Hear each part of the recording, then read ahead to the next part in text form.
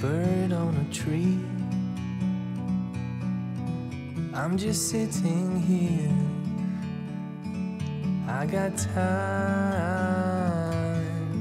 It's clear to see. From up here, the world seems small.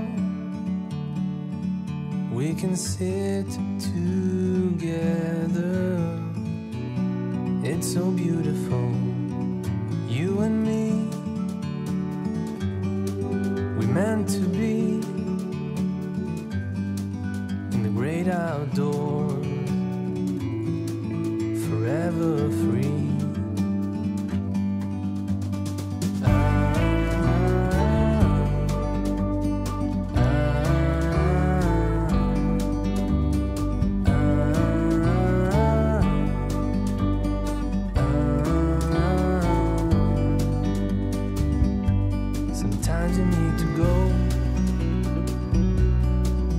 Take a step back to see the truth around you. From a distance you can tell.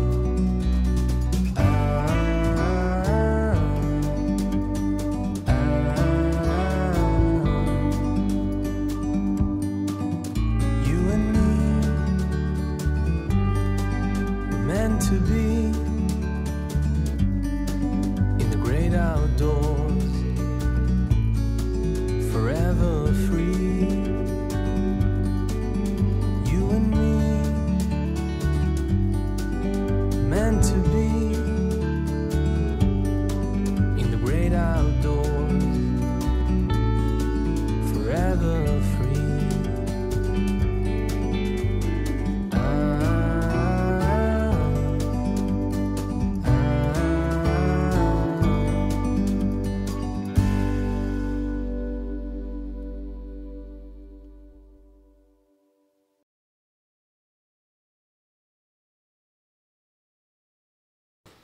안녕하세요. 새로 오신 분들 두 분께서 너무 좋습니다. 매일 이제 주말마다 이렇게 강의하고 그러다가 올해는 이제 주중으로 옮겼고 그러다 보니까 이제 주로 방송 녹화 중심으로 이렇게 진행이 되는 것 같은데 이렇게 또 새로운 인물들을 뵙게 돼서 너무 좋습니다. 사람 보고 이야기해야죠. 이렇게 카메라 보고 이야기하는 건 참 굉장히 자연스럽지 않은 것 같아요. 그리고 저는 이제 이렇게 뭐 강의 사진이 뭐 어떻게 찍어야 된다, 어떻다 이런 이야기를 하는 것보다도 직접 찍어보고 찍은 사진 가지고 좀 이렇게 서로 이야기를 하다 보면 말하자면 원포인트 레슨이랄까 좀 그런 과정에서 많이 배우는 것 같아요. 자기가 직접 체험하고 체험하는 사진들을 가지고 이야기를 하다 보면 내가 이렇게 사진을 좀 찍어보면 괜찮겠다 그런 생각으로 이제 감상 나누기 강의를 합니다. 사진 찍고 와서 아니면 사진을 출사를 안 가신 분들은 이제 집에서 자기가 그동안 찍어왔던 사진들을 저한테 보내주고 거기에 대해서 이제 같이 이야기 나누고 그렇습니다. 초창기 강의할 때는 좀 사진 강의, 이론 강의를 좀 여러 차례 했고요. 또 뭐 작가들 소개도 하고 그랬는데 진행이 되면서 작품들을 이제 과제로 내서 과제를 가지고 강의를 진행해 왔습니다. 그래서 이번 이제 강의도 이제 그 제출해준 이제 작품들 가지고 이야기를 풀어갈 텐데. 이때마다 참 그 걱정이 많이 돼요. 이제 예고를 해서 사진 과제를 보내주세요. 그러면 이제 제가 오늘 강의를 해야 되는데 사진이 안 오는 거예요. 그러면 이제 난감하죠. 내 다음 주에 뭔가 이야기를 해야 되는데 한 2시간 가까이 뭘 가지고 이야기를 하지? 근데 딱 2사람을 보낸 거예요. 2사람만 보냈어요. 한 일주일 전에 봐가지고 내가 다른 걸 좀 준비를 해가지고 시간을 좀 이렇게 채워야 되겠다. 그랬더니 또 그 뒤늦게 2사람이 왔어요. 4사람 다들 바쁘고 그랬더니 어제 한 3사람이 왔어요. 하여튼 늦게 차를 탄 사람들까지 포함해서 일단은 강의할 충분한 내용이 되기도 하고 또 제 나름대로 준비한 내용들 가지고 이야기를 좀 풀어볼까 합니다. 제일 먼저 이제 소개해줄 분은 이제 오수정님의 이 모델은 자기 자신인 것 같아요. 네. 뒷모습 찍은 사진들을 쭉 보내주셨는데 제가 이제 그 중에 이렇게 고른 사진들입니다.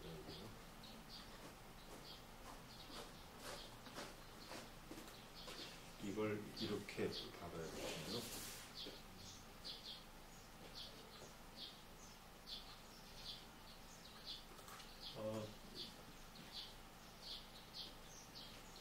처음에 이렇게 사진을 보내주셨어요.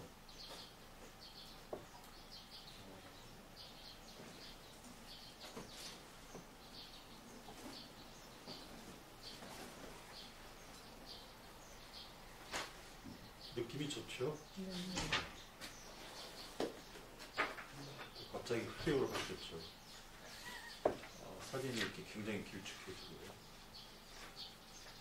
갑자기 뒷모습 사진 가다가 지금 깍두기를 보냈어요. 갑자기 이게 굉장히 충돌하죠. 이미지들이 굉장히 충돌해요. 제가 이 면접 사진을 이제 보내달라 할 때는 좀 테마가 집중돼가지고 그 테마들끼리 하나의 주제를 좀 강조하는 패턴으로 주제의식을 가지고 사진을 찍을 수 있는 게 좋겠다. 그냥 찍는 게 아니라 자기 생각을 표현하는 사진을 하려면 주제의식이 있어야 되고 그 주제의식을 키울 수 있는 방법이 이렇게 한 5장 사진을 똑같은 테마로 보내달라. 갑자기 뒷모습 사진을 막 보여주다가 깎이겠다. 왜 그러냐면 보내신 분 이 메일에 봤더니 끝나고 이제 디프리로 어디 가서 식당에서 이걸 먹은 거예요. 같이 찍어 보냈는데 그렇습니다. 그리고 또 뭔 사진을 보냈냐면 이것도 뒷모습 사진이죠. 잠깐요. 제가 이 사진을 지금 이제 대표 사진으로 이렇게 했었는데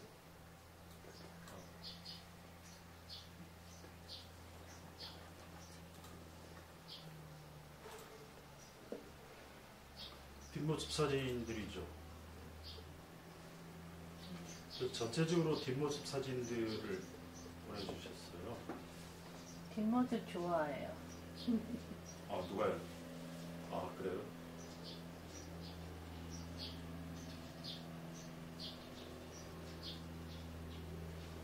뒷모습 사진은 대체로 이 사람이 누구라는 걸 이야기를 안 했잖아요. 그러니까 정면으로 사진을 찍게 되면 이 사람이 어떤 사람이구나. 그리고 그 사람의 이제 얼굴을 보면 표정이 있으니까 이 사람이 지금 어떤 상태구나 이런 걸 좀 이렇게 앞모습 사진은 말하자면 정보를 제공해 주는 거예요. 근데 뒷모습을 딱 돌았으면 그런 정보가 사라지고 오히려 뒷모습 사진은 좀 정서적인 것 같아요. 느낌이 저 사람 걸어가는 뒷모습이 좀 뭔가 쓸쓸해 보여요, 뭐 무거워 보여, 가볍네, 뭐 이렇게 우리가 흔히들 말하듯이 사진 자체도 앞 사진은 정보를 제공해 준다면 뒷사는 어떤 정서를 제공해 준다. 뭐 그런 느낌들도 있는 것 같아요. 그래서 지금 이 사진들을 쭉 이제 보면은 좀 이건 좀 다르죠. 뒷모습 사진하다 이게 갑자기 또 들어갔던 가게 유리창이 예뻐서 이걸 보냈는데 이게 이제 전체적으로 이렇게 한 10장 사진 중에서 깍두기와 이렇게 창문이 들어가 있는데 이럴 때는 이제 주제가 충돌하죠. 이렇게 이제 그걸 제가 5장만 보내라는 이유는 이제 주제의식을 더 강조하기 위해서는 선택하는 것들을 이제 연습하는 거죠. 그 중에서 내가 말하고자 하는 것을 5장만 딱 요약해서 제공해줘. 이렇게 이제 섞여 있으면 이제 충돌하니까. 그러니까 전시를 하는 사람들도 마찬가지죠. 내가 이번에 전시를 하려는데 자기가 찍은 사진을 막 좋은 사진만 다 늘어놓으면 백화점이 되죠. 자파상이 되고. 근데 이제 자기가 주제의식이 딱 뚜렷한 사람은 그 많은 사진 중에서 주제의식에 만든 것만 골라내죠. 대부분 그렇습니다.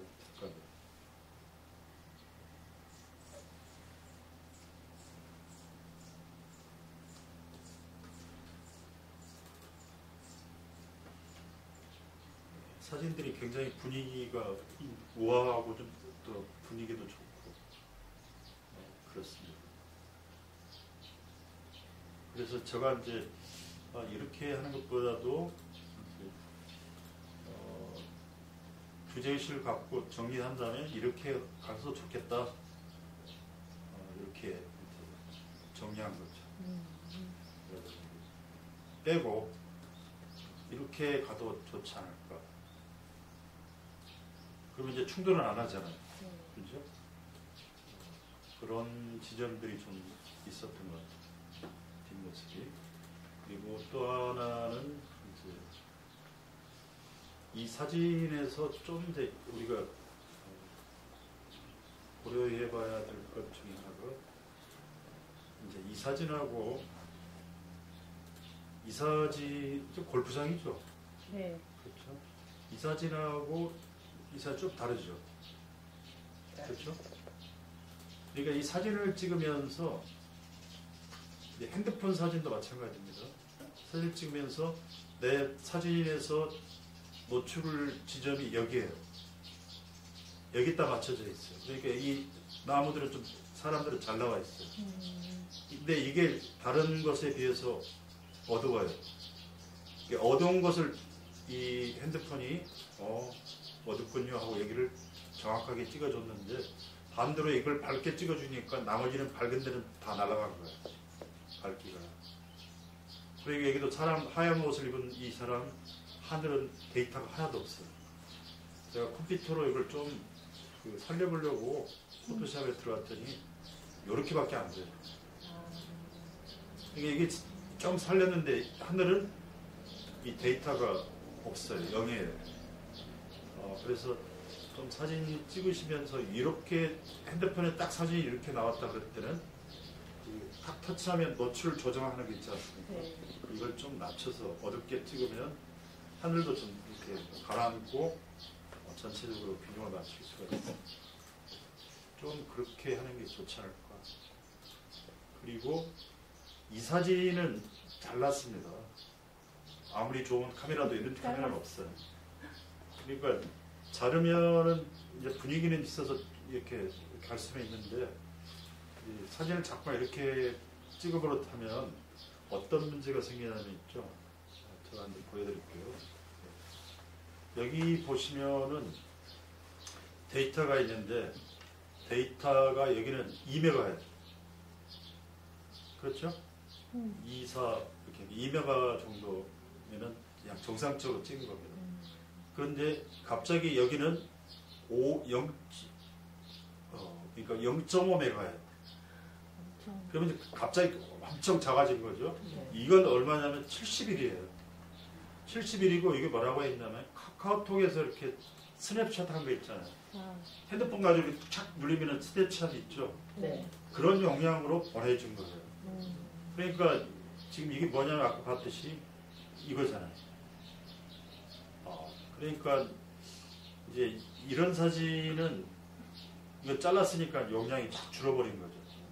그러면 데이터가 많이 없어지면서 나중에 이걸 프린트한다라든지 아니면 다른 곳으로 옮겨서 이렇게 작업을 할 때는 데이터가 용량이 작기 때문에 좋은 데이터로 활용이 되지를 않습니다. 그래서 이제 이런 사진들은 가급적이면 이제 원판을 제대로 찍어서 보내주는 쪽으로 생각을 해야 되고 이런 사진은 이제 쓸모가 없죠. 이런 식으로 70일이면 2메가에 비해서 엄청난 차이잖아요. 20분의 1 정도의 차이니까 이건 말이 안 되죠. 근데 이제 사진 찍으면서 그런 지점들은 자기가 잘 생각해야 돼요. 여기 보면은 다 작아요. 126이에요. 이게 어떻게 찍었는지는 모르지만 이게 보니까 밴드에서 그냥 보낸 거예요. 밴드에 올려놨던 걸 그대로 이렇게 카피해가지고 그러니까 원본에 자기가 핸드폰으로 찍은 것을 밴드에 올려놨잖아요. 네. 밴드에서 다운받으면 이렇게 작게 나와요. 아, 원본을 안 보낸 거예요. 그리고 여기는 지금 뭐냐면 126이에요. 원본은 2메가, 3메가이면은 3000인데 126 보냈으니까 이건 이만한 이런 공책에다가 이렇게 딱 하면은 해상도가 괜찮을지 모르지만 이 정도 크기로 가면은 이제 해상도가 떨어지면서 입자도 커지고 거칠어진 이미지가 돼버리죠. 그러니까 이건 원본을 보내야지 아무리 자기가 잘 찍은 사진이라 하더라도 나중에 쓸모가 없어지는 거예요. 이게 보낼 때 그런 의식이 하나도 없어요. 자기 머릿속에는 이쁘다, 분위기 있네 이렇게만 보낸 거죠. 그러면 이 데이터는 이제 쓸모가 없어져요. 그러니까 이제 혹시 이 이야기 들으면 원본 찾아봐야죠. 핸드폰에 남아있는 것 그렇게 해서 그런 걸 저장을 시켜놔야죠. 그래야 쓸모가 있는 거죠. 그렇습니다. 그런 거를 모르는 것 같아요. 예. 생각을 안 그러니까 하니까. 핸드폰 찍는 분들이 그냥 이미지만 보지 네. 이게 이제 어떤 데이터를 가지고 어떤 영향을 가지고 있는지는 진짜 신경을 안 쓰고 좋네 하고 마는 거죠. 그래서 쓸모라는 게 어떤 쓸모? 그러니까 이제 예를 들자면 이거 데이터를 예를 들자면 이런 액자에라도 하나 넣어야 되겠다. 그러면 이제 이런 126 이런 것들은 딱 출력했을 때 해상도가 툭 떨어지죠. 보기가 안 좋다는 거죠. 네. 그리고 이제 더 크게 갈 수도 있잖아요. 사진이 이렇게 뭐 액자 정도 크게 간다든지 물장만 연결할 때는 이런 데이터는 그냥 쓸모가 없죠. 그러니까 원본 데이터일 때는 여러 가지 수정이나 그렇죠. 수정이 네, 가능한데 그렇죠. 그러니까 제가 이렇게 사진을 작업하고 그러면 데이터가 한 200메가, 300메가 가끔씩 그러거든요. 그리고 또 더 있다가 또 다른 작업을 하면 막 이미지 하나가 1기가가 넘어요. 그런 상황인데 이거 126이면 이제 이만한 예, 라이크 크기죠. 그래서 그런 부분들은 잘 고려를 하고 핸드폰으로 찍더라도 핸드폰에 카메라에 옵션이 있어요. 이미지 크기가 최대한 크기로 찍어주는 게 좋죠. 나중에 혹시라도 핸드폰 사진을 이용해서 내가 뭘 써야 되겠다 할 때 쓸모가 있죠. 네, 그렇습니다. 그리고 이제 아무튼 이 분위기 있고 좋은 사진을 우리 보내주셨는데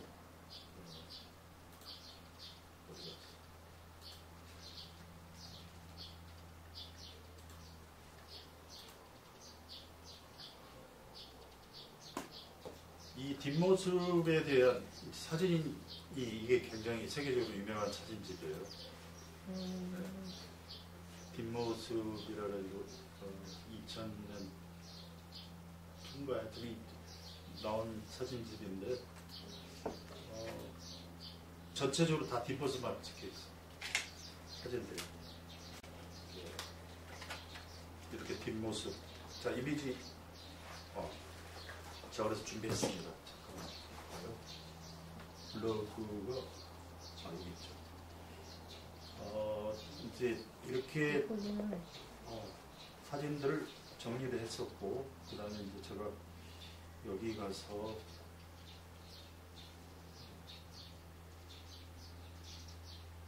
뒷모습 사진에 관해서 이 사진집이 유명한 이유 중에 하나가요. 사진 이미지도 굉장히 좋지만 노벨 문학상을 받을 만한 프랑스의 이 트로니에라고 하는 분이 글을 썼어요. 그래서 보통 사람들이 사진에다 글을 붙이면 사진이 죽든지 아니면 글이 죽든지 그래요. 근데 글을 위해서 사진을 쓰는 경우도 많아요. 자료 사진으로. 아니면 이제 사진을 놓고 밑에다가 간략하게 글이 보충 설명을 해주는 식으로. 그래서 주정강의가 돼버리는 경우들이 많은데 이 사진집은 작가의 글과 사진이 아주 절묘하게 어우러진 그런 작품집이라 그렇게 이야기를 하고 있고 이 트로니에가 이렇게 얘기를 했죠. 이 사진집의 제일 앞에 뒤쪽이 진실이다. 이걸 이제 뭐 나중에 한번 블로그에 들어오셔서 한번 읽어보시고요. 한마디로 말해서 사람들을 마주 대하면 다 표정 관리를 한다는 거죠. 그러면 어떻게 돼요? 얼굴이 연출이 된다는 거죠. 꾸민다는 거죠. 근데 뒷모습 꾸밀 수 없다 이거죠. 그래서 뒷모습이 진실되다라고 그래서 많은 작가들이 뒷모습을 많이 그렸다라고 맨 앞에 이제 이 트리니에가 이렇게 이야기를 하고 있어요. 그래서 전체적으로 쭉 이야기를 하는데 지금 여기 제가 그래서 이제 여기에 대해서 저는 이제 다른 이야기를 밑에다가 뒷모습의 매력은 해가지고 제목도 이 뒷모습 사진의 매력이라고 붙인 건 제가 붙인 건데 제 이름이 배현준입니다. 그런데 인이의 뒤쪽이 진실이다. 이게 이제 신문에 있었던 사진인데 너무 이미지가 작죠.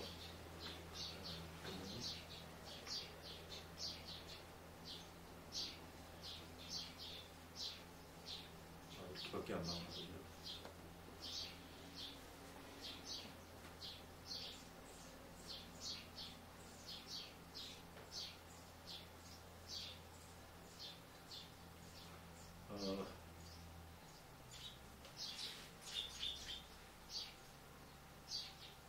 자료 사진이 좀 있었던 것 같은데 이게 지금 뒷모습 사진이거든요. 소녀가 이렇게 나무 이 잎으로 이렇게 장식을 한 뒷모습 사진이고요. 두 연인의 이제 모습을 찍은 사진이고 숲 속에 이렇게 이제 눈으로 이렇게 찍혀진 사진들이고요. 수도원에서 이제 그런 장면들이고 아이들이 칠판에서 그리고 농부들의 뒷모습 사진이고 그 중에 제일 유명한 사진이 이 뒷모습 사진이죠. 이게 표지 여기 보니까 일본 여자인 것 같아요. 이 지명이 이렇게 일본이라고 써 있더라고요. 이 책에. 그러면서 이 글을 쓴 트리니에는 뭐라고 하냐면 뭐 가슴이라든지 아니면 팔뚝이라든지 등선에 또 예쁘지만 이 여성의 아름다운 목에 있는 것 같다고 이렇게 이야기를 해요. 근데 맨 앞에서는 뒷모습이 진실되다라고 말을 하고 있는데 그 진실하고는 좀 다르게 뒷모습이 가지고 있는 매력은 진실됨에 있는 게 아니라 오히려 사람들에게 뭔가 좀 이렇게 호기심을 자극한다. 네. 호기심 누구지? 뭘 말하는 거지? 하면서 다 보여주는 것보다도 호기심을 자극하고 보는 사람으로 하여금 뭔가 알고 싶어하는 욕망을 자극한다는 거죠. 그러니까 이제 앞모습은 다 이렇게 있는 그대로를 다 보여주는 거죠. 그리고 제가 지난 시간에 그런 이야기를 한 적이 있죠. 그러니까 그리스에서 기원전 4세기 전에 그 두 화가가 그림 대결을 해요. 제욱시스하고 또 한 사람이 그림 대결을 하는데 제욱시스는 호돌 그렸어요. 거의 실력이 솔구하고 다름없어요. 호돌 그려놨더니 새들이 와서 쪼가먹다가 떨어져요. 또 한 사람이 이제 다른 걸 그렸는데 제욱시스가 그림 잘 그렸다고 내가 이겼다고 그랬는데 보니까 너 그림을 보여달라. 그래서 갔어요. 갔더니 뭘 그려놨냐면 커튼을 그려놓은 거예요. 그러니까 그 뭐라고 하냐면 빨리 저 커튼을 좀 걷어라. 그래 내가 그린 걸 보지 하고 이야기를 했어요. 근데 사실은 커튼을 그려놓은 거죠. 그러면은 앞에는 새가 이제 그 사실적인 그 코도를 먹으려고 하는 그 이 새의 욕망을 그렸다면 이쪽에 그 베일을 그린 사람은 보고자 하는 사람의 욕망을 그린 거죠. 저 속에 뭐가 있지? 그 뒷모습 사진은 그쪽에 매력이 있지 않냐. 보여주지 않으니까 사람들이 상상하고 그게 뭐가 있지? 라고 이야기해 준다는 거죠. 그러니까 회화든 사진이든 간에 있는 그대로를 보여주는 건 정보죠. 그게 나쁜 게 아니죠. 이런 게 있어요. 이런 사실이 있어요. 보도 사진 같은 경우는 특히 정확해야 되잖아요.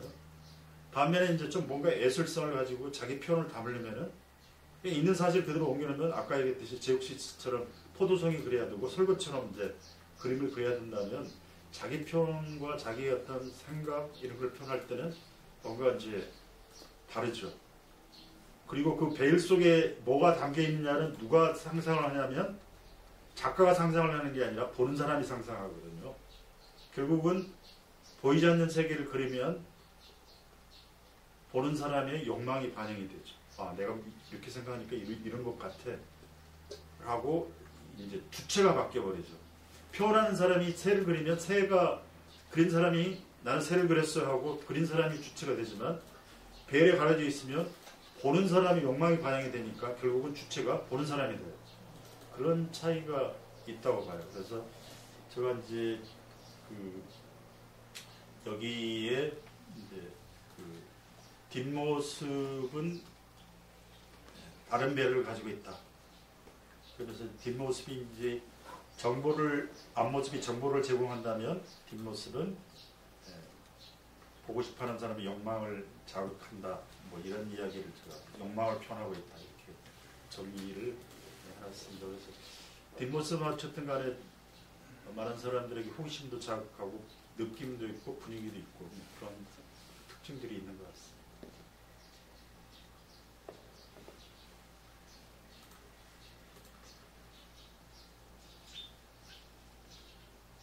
뒷모습 사진이죠.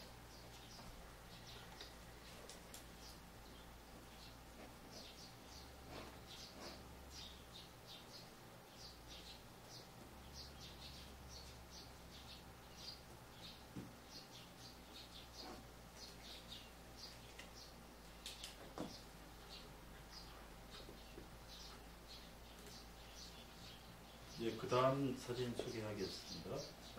오덕근님의 창문이 있는 풍경이죠. 여기 이제 글들이 있고요. 대체로 우리는 창을 통해서 밖을 내다보지 않습니까? 이제 오덕근님은 이제 최근에 그 남편이 이제 서울서 그 인사동에서 전시했습니다. 그림 전시로 가지고 있으면서 아마 그 이제 북천 쪽에 거리 풍경들을 찍은 것 같아요. 이게 그렇습니다. 근데 실내에서 밖을 창을 통해서 내다보는 그런 풍경이 아니라 밖에서 창을 내다보는 풍경들을 주로 이렇게 보내십니다. 이 사진은 분위기가 참 좋은 것 같아요. 잠깐 보면은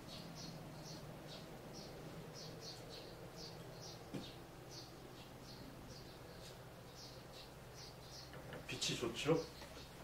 네. 빛이 크고. 이 사진은 느낌이 좀 어떻습니까? 마지막 만찬. 네, 성화 같죠? 네. 네. 성화 같은 연출을 해가지고 찍은 것 같은데 실제 카페 이렇게 보면은 거리에 이렇게 카페 창 크게 내가지고 안에 있는 사람들 찍었잖아요. 근데 이 구도 자체가 굉장히 그런 걸 연상하기에 느낌이 좋은 사진입니다. 실제 만찬을 이렇게 사진을 연출을 해가지고 찍는 사람들이 많아요. 현대적으로. 근데 그 예수의 제자들이 앉아 있는 게 아니라 현대인들은 의상을 입혀가지고 막 찍는 패러디한 사진들이 굉장히 많아요. 그림들도 있고. 근데 이건 자연스럽게 있고, 이게 또 코리안만 있는 게 아니라 또 여기 보니까 그러니까 더 그런 여기도 있고 느낌이다. 그래가지고 분위기가 상당히 그런 느낌들을 주는 재밌는 사진입니다.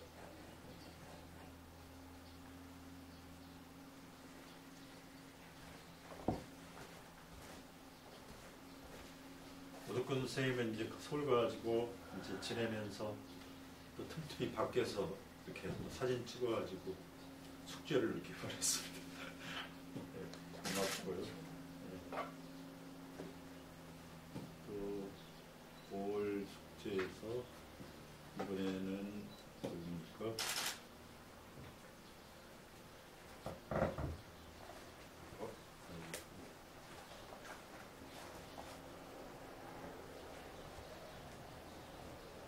주혜진님 있죠? 네, 주혜진님의 바람 아래 풍경 23인데요.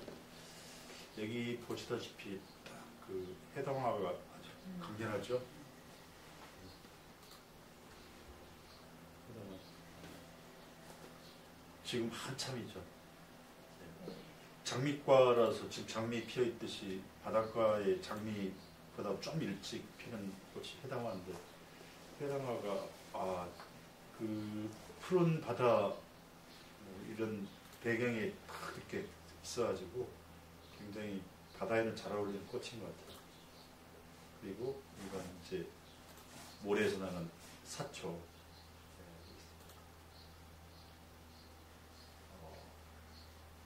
보리사초죠. 그리고 이 두 사진은 제가 좀 만진 사진입니다. 하나는 원본이고 이거는요. 밑에 건 제가 좀 만졌습니다. 뭐가 바뀐 거죠? 밑에는 좀 수평이죠 여기가. 네. 이 기울기가 좀 바뀌었죠. 바다 사진 찍다 보면 제일 많이 이제 나타나는 현상 중에 하나가 바다가 많이 기울어져 있는데 어떤 사람은 왼쪽이 기울고 어떤 사람은 오른쪽 기울고 그래요. 저도 이렇게 찍다가 와서 보면은 아주 한 1도도 안 되는데도 이렇게 보면은 차이가 나요. 1도가 안 되더라도 길게 펼치다 보면 이게 이제 기울어지잖아요. 근데 그 기울어짐 자체가 갖고 있는 맛도 있기도 하죠. 여기는 좀 변화가 있는 것 같은데 여기는 굉장히 안정적이에요. 밑에 사진은. 쫙 선이. 그래서 왜 그게 기울어짐이 왜 그래요? 사진을 찍으면 네. 분명히 저는 똑바로 찍었다고 생각을 했어요. 네. 요거를. 네. 근데 저는 꼭 이렇게 찍더라고요. 이렇게 나중에 보면 꼭 이렇게 돼요. 그래서 되게 그건 어떻게 이렇게 왜 잘라내는 거 이렇게 그냥 저만 보려고 잘라내려고 해도 이거는 안 잘라지잖아요. 요렇게는 잘라져도 기울기는 안 잘라지니까 그렇게 그냥 계속 기울어진 채로 가야 되는데. 핸드폰에도 기울기 있나요? 있어요. 네. 기울어서 자를 수는 있죠. 기울기를 갖고 이렇게 수평으로 놓는 걸 갖고 연습. 아 맞아 그거 하라고 그랬는데 그걸 안 깔고 눈이 잘못됐다. 좀 이제 하여튼 그 사진 찍으시면서 좀 그런 부분들은 염두에 두는 것도 좋지 않을까. 근데 저희가 이 기울기나 이런 거 이렇게 각도 같은 거 맞추는 거는 원본에 해서 그러니까 원본이 그대로 유지가 되는 거죠. 예, 그렇습니다. 잘라거나 조금 뭐 잘리긴 잘려요. 위에 돌리면서. 예. 돌리면서 잘리기는 여기 보시면 아시겠지만 여기 없어졌잖아요. 그래도 큰 영향은 없죠. 이제 큰 영향이 있을 정도면 못 쓰는 거죠. 그렇죠. 그렇죠. 제가 이제 만지면서 약간 노출을 낮추면 훨씬 하늘이 더 파래져요. 네. 노출을 낮추면. 그러니까 이제 워낙 빛이 풍부하면 밝은 것들이 다 날아가요. 그걸 노출을 조금만 낮추면 지금 무거워지면서 하늘도 파란색이 더 선명해지죠. 그건 나중에 혹시 찍고 나서라도 이렇게 핸드폰에서 보정 기능 가지고 노출 조금만 왔다 갔다 하면은 분위기가 싹 바뀌잖아요. 찍을 때 그렇게 찍으면 되죠. 딱 터치하면서 노출 조정 이렇게 하면은 그런 효과들이 있어요. 이제 혜진 씨 같은 경우는 제가 이제 좀 그동안에 이제 꽃 사진은 대가예요. 꽃 사진을 아주 잘 찍으시고 이렇게 정확하게 잘 찍으시는데 이제 좀 구도 변화도 좀 필요하지 않을까. 구도 변화가 좀 필요하다 이런 생각이 들고 또 이 사진도 이제 보통 보면은 이 사진을 이 사진을 보면 저 생각에는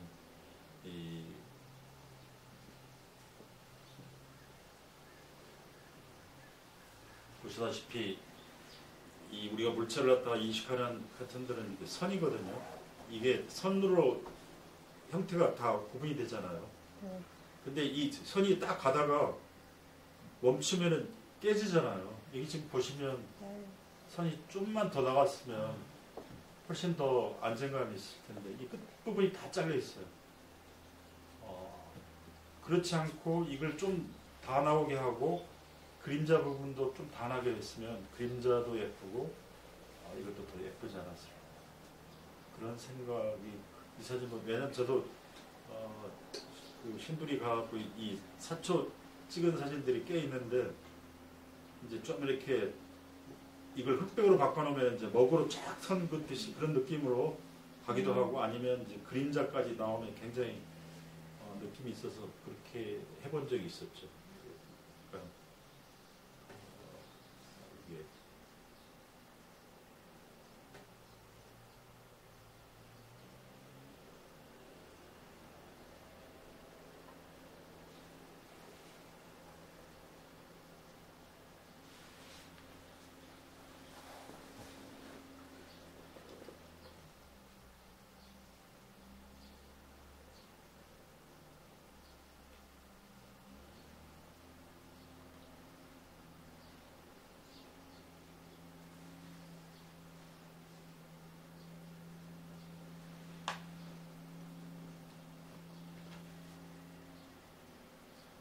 장미 사진을 하나 저기 회상화 찍은 걸 제가 올렸는데 나오려면 한참 기다려야 되나 보네요.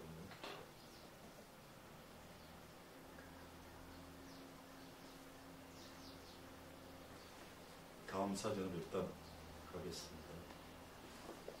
한사라님의 바람 아래 시리즈라 가지고 한사라님은 사진을 아주 많이 보내주셨어요.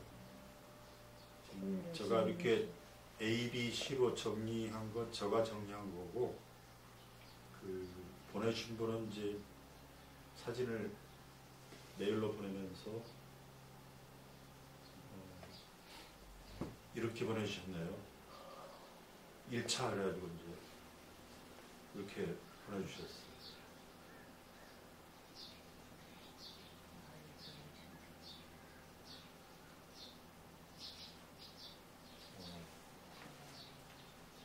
이 바람 아래 해수장에서 지금 구더기가 많이 파져 있죠.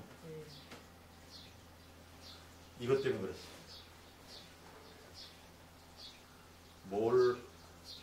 나왔다. 개불. 엄청 기네.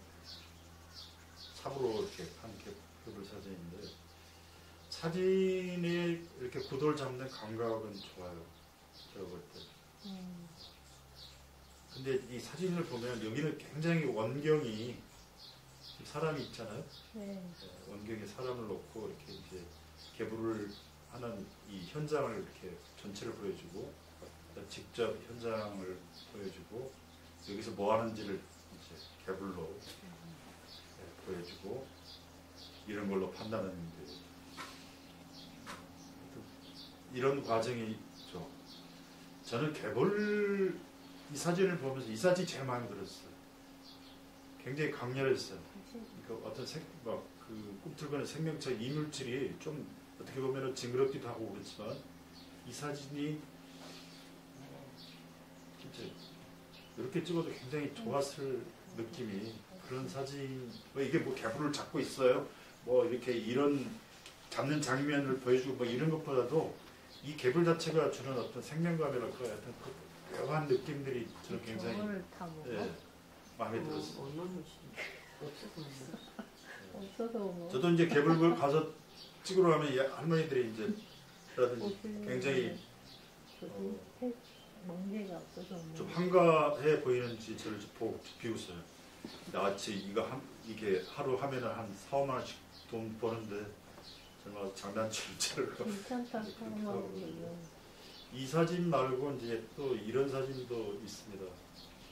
한사라님 사진은 또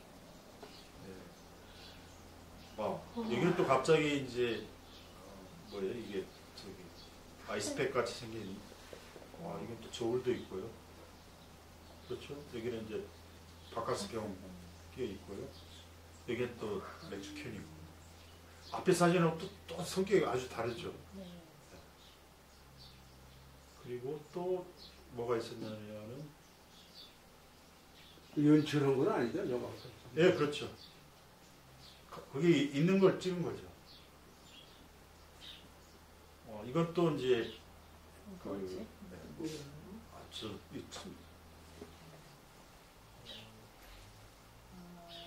이걸 보내줬죠. 네. 이게 또 풍경.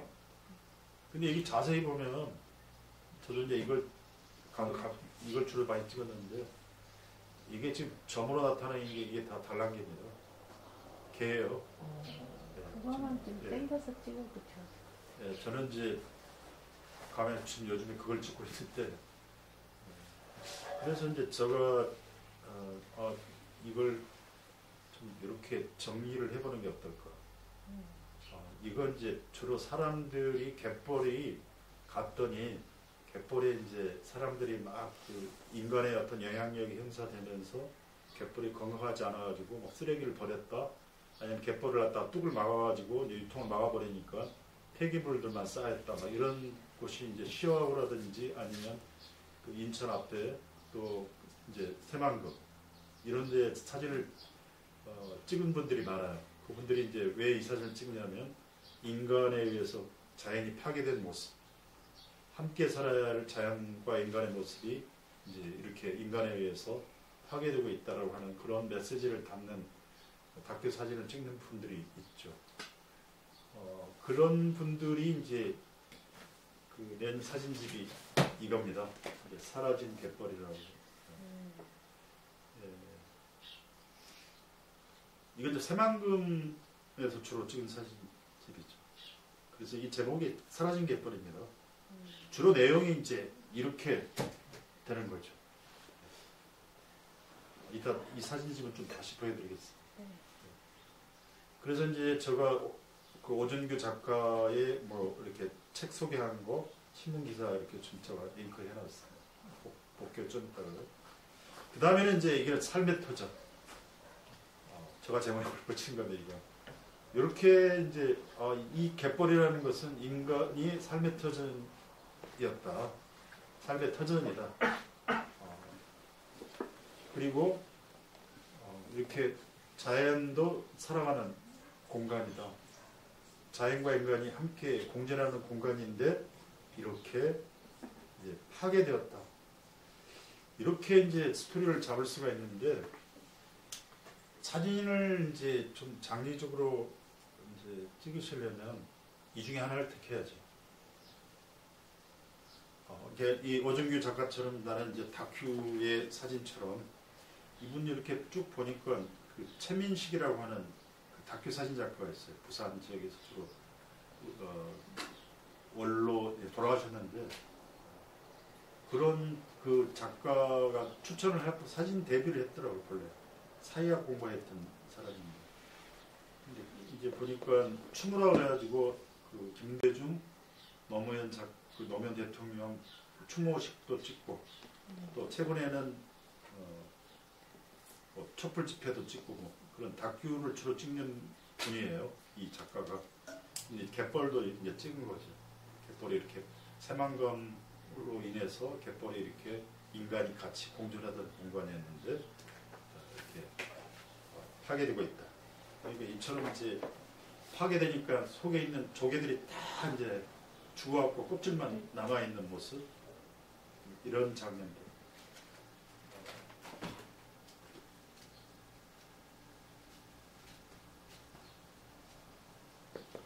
이제 이렇게 죽은 이 조개들도 있고 이렇게 이제 뭐 라이터라든지 이런 것들 쭉 버려진 쓰레기들 이런 것들이죠. 이런 걸 이제 주로 찍는 작가인 거죠. 그러니까 이제 이런 사진들은 목적이 있죠. 이걸 고발을 해서 인간이 함께 살아야 되는데 이렇게 인간이 자연을 이렇게 망치고 있어요. 우리 좀 갯벌 살립시다라고 하는 그런 강한 메시지를 가지고 있죠.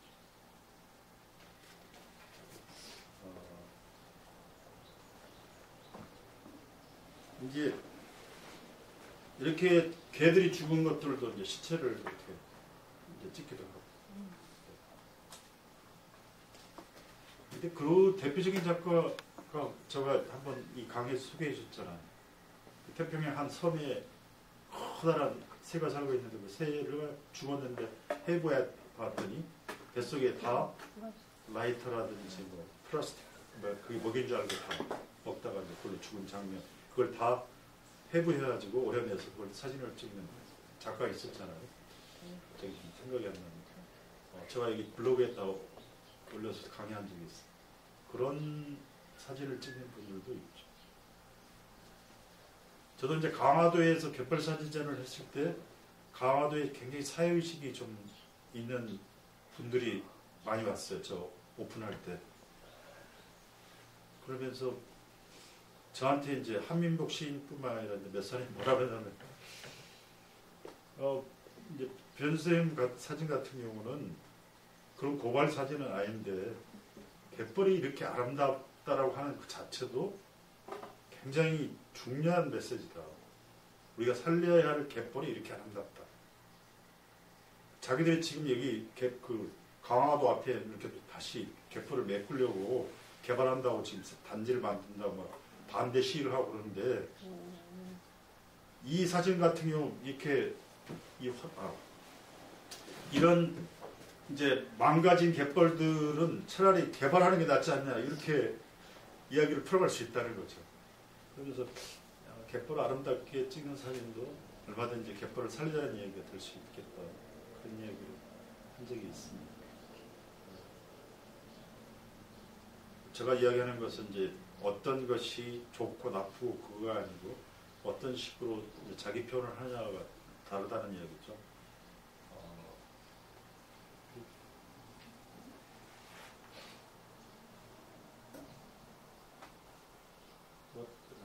읽어보시고요. 제가 좀 시간이 좀 있기는 하군요. 이런 사진들을 주로 이제 찍으신 거죠. 여기 보면은 이제 조개들이 계속 그 바닥에 죽어서 걸려 있는. 여기 그 천수만 이쪽에도 제가 이제 건너편 안면도 쪽에 사진을 찍다 보면 가끔 동네 분들이 저 붙잡고 약간 그 시비성으로 이렇게 왜 왔냐고 이 신문을 한 적이 있어요. 조사. 왜 그러셔? 사진 찍으러 왔어요. 그 사진 찍어서 뭐 하느냐. 아니, 작품 만들어서 이렇게 전시도 하고 그런 활동하는 사람이라고 했더니 이제 의심을 하는 거예요. 왜냐하면 천수만에 이렇게 이제 어패류 조개 이런 것들을 보면은 이제 우선 AB지구가 그 방조제가 생기면서 이렇게 조류가 제대로 순환이 잘 안 되고 1년에 한두 번씩 방류를 해요. 이 천수만에 이게 물이. 그러면 이제 이게 썩은 물이 막 한꺼번에 천수만을 휩쓸고 가면서 바닥에 있는 생태를 막 이제 파괴하는 거죠. 나쁜 것들이 또 영향을 미치고. 그러면 동네 사람들은 이제 시비를 걸고 나오는 거죠. 우리 양식장에 문제가 있다. 뭐 그런 경우들도 있고 또 하나는 여기서 제일 문제가 되는 게 이제 화력발전소, 고령. 그쪽에서 온수가 이제 이렇게 와서 우리 동네에 어패류들이 다 죽었다. 그래서 이제 소송을 걸어놓은 거예요. 소송을 걸어놓고 이제 보상을 받으려고 지금 하고 있는데 내가 온 거예요. 근데 그 사람들은 뭐 하고 있냐면 지금 조개 따고 있고 그리고 정상적으로 이제 작업을 하고 있으니 내가 그걸 찍어갖고 하면 이제 화력발전소에서는 이 사람들 피해 없네? 이제 이런 자료로 쓸까봐 저한테 한번 그런 적이 있어요.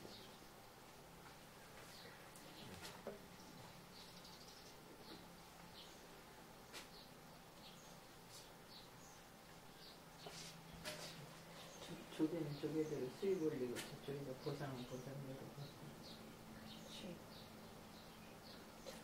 이제 이희진님이 그 이효진 혜진 나 뒤에 이름 바꿔. 바람 아래서 이게 이제 사진을 제대로 찾지 못해가지고 3월달에 찍은 사진 먼저 보냈었고 개가 굿을 만든 거죠. 모래 패턴에서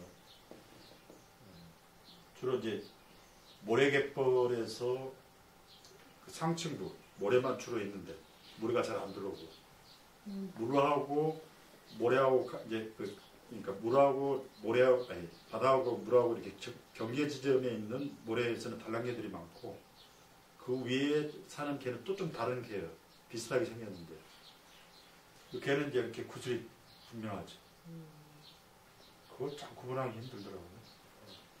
이걸 좀 이것도 상당히 디테일하게 찍으면 굉장히 조형적인 어떤 느낌들을 주는 것이기도 하죠.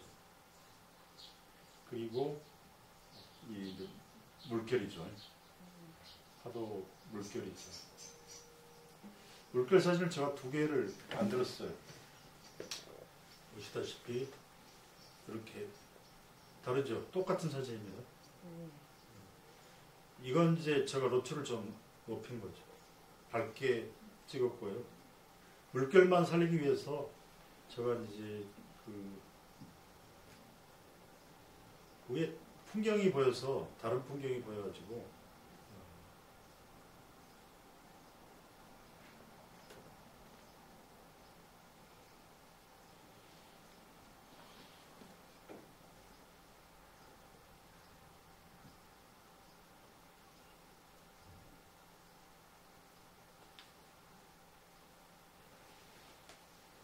여기 보면은 말뚝이 있죠.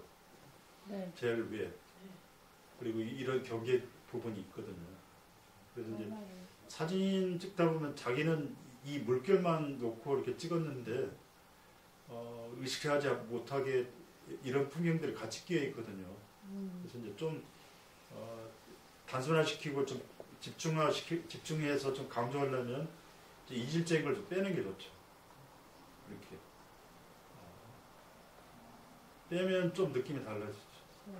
그리고 좀 어두운 부분이 있어서 제가 이제 좀 고친 게 이렇게 됩니다. 그러면 좀 느낌이 또 달라지죠. 그래서 좀 이제 사진을 제가 강의하면 제일 먼저 했었던 이유 중에 하나가 이유가 아니라 이야기한 것 중에 하나가 빼기의 미학이다. 그러니까 막 다 넣어서 이것저것 다 이야기하는 게 아니라 단순화시킬수록 더 강조되고 그러니까 이왕이면 이렇게 좀 이질적인 것들을 빼내는 게 좋잖아요. 이게 이제 파은이죠. 이게 이제 대문 사진이었죠. 나 이제 마음에 들어서 이렇게 사람들한테 사진 숙제 내세요 할 때 이 사진을 썼는데 이 사진을 안 보내줬어요. 왜냐면 못 찾아가지고. 예, 그래가지고 방금 보내줬어요. 볼까요? 이 얘기네요. 그죠? 그러니까 그 이렇게 이 지평선 위에 공간 위에 아무것도 없잖아요. 그리고 사람만 딱 있으니까 이게 보여주는 그 강렬함이 있어요. 그리고 또 이렇게 걸어가는 모습도 이야기가 있어요. 이게 좀 다르죠?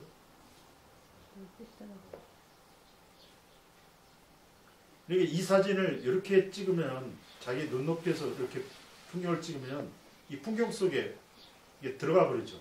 사람이. 근데 맨 앞에 사진은 사람의 모습이 딱 그 공중에 탁 뜨니까 훨씬 더 강렬하게 느낌이 와요. 그래서 제가 이제 앉아서 찍어봐라. 그러니까 내 중심으로 찍으면 사진은 변화가 없지만 내가 엎드려 찍는다든지 쭈그려 찍어가지고 이렇게 찍으면 사람이 딱 돋보여요. 그러니까 내가 바다에 가서 막 조개를 따고 있는 할머니를 찍는데 내가 이렇게 찍으면 할머니가 그 뻘에 묻혀버려요. 의상까지도 그냥 뻘하고 똑같아요. 더군다나 저는 흑백을 찍으니까 흑백으로 막 찍어요. 그러면은 할머니가 안 보여요.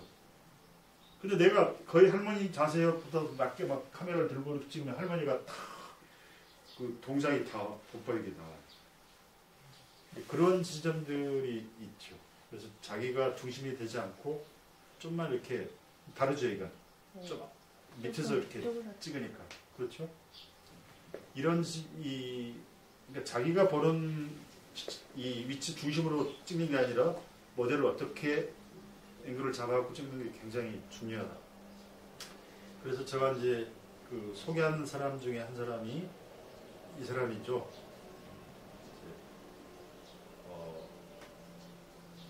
쇼지우에다라고 해가지고 일본 작가죠. 이 사람 사진이 굉장히 많은데 그 중에 이제 제가 그 20세기 사진 연출이라고 하는 우리 사진 공부하면서 받았던 책 있지 않습니까? 거기에 아무튼 이 사진입니다. 어때요? 이게 이제 능선을 따라오는 그뭐 상해 행렬 같기도 하고 이 실루엣의 행렬이라고 제목은 돼 있어요. 그림자만 이렇게 쭉 보여주는 행렬 같은데 그것이 주는 어떤 강렬함이 있습니다. 그래서 제가 이제 블로그에 올려놨죠. 여기 올려놨습니다. 우에다 작품 인물은 무한히 펼쳐지는 하늘과 너른 모래 언덕 사이에 이질적인 대상으로 표현된다. 나아가 지평선이 유일한 경계선을 이루는 작품의 경우 공간의 개념은 종종 유구된다. 이런 식의 이제 그 사진을 위에다가 굉장히 많이 찍었어요. 다른 작품들. 말하자면 이제 그렇죠.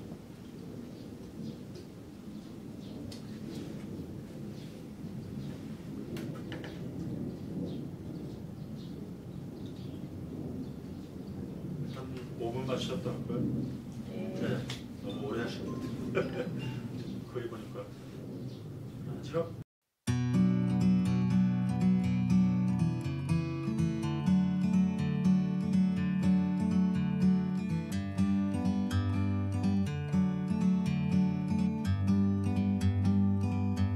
Like a bird on a tree, I'm just sitting here. I got time, it's clear to see. From up here, the world seems small. We can sit together. It's so beautiful, you and me. We meant to be in the great outdoors, forever free.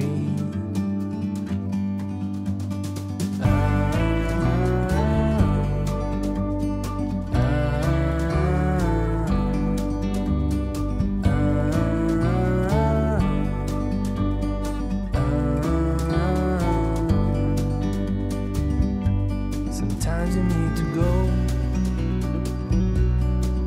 and take a step back to see the truth around you. From a distance you can tell.